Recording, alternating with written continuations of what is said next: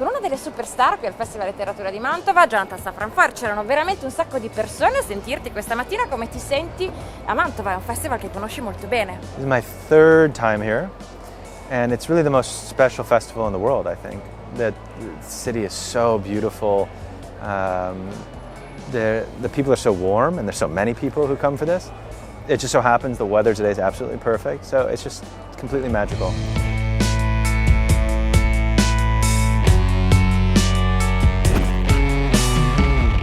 It's true that it could happen. I don't know if it will happen, but you know, the world we live in is exactly the world that we make.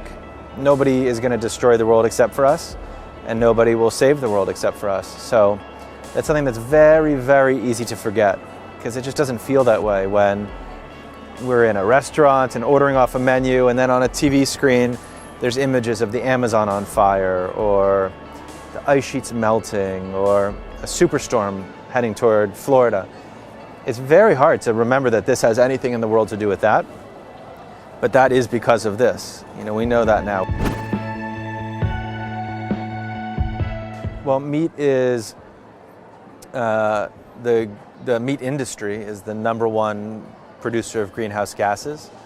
Not only that, it's the leading source of methane and nitrous oxide. So when we talk about global warming, we almost always talk about carbon.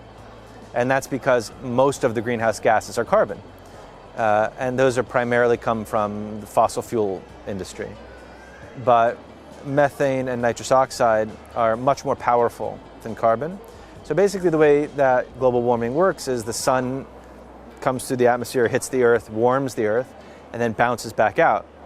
And the atmosphere holds a certain amount of the heat in, like a greenhouse. And that's good.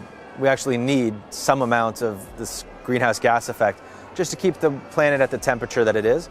The problem is when things aren't in balance, and when we emit these greenhouse gases, they start to hold the heat against the earth like a blanket when you're in bed at night.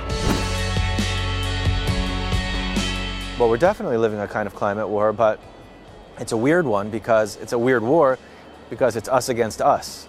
You know, we're not fighting any other army.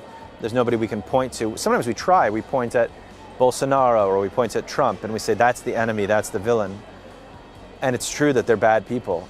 And it's true that their decisions and actions are further harming the planet. But at the end of the day, you know, we are our own enemies. The Amazon is being burned because of animal agriculture. That is why they burn the Amazon. Again, it's not a secret or mystery. So as we ask for less of that, as we pay for less of that, every time we buy meat, then there will be less of that. So it's a mistake not to hold our leaders accountable, but it's also a mistake not to hold ourselves accountable.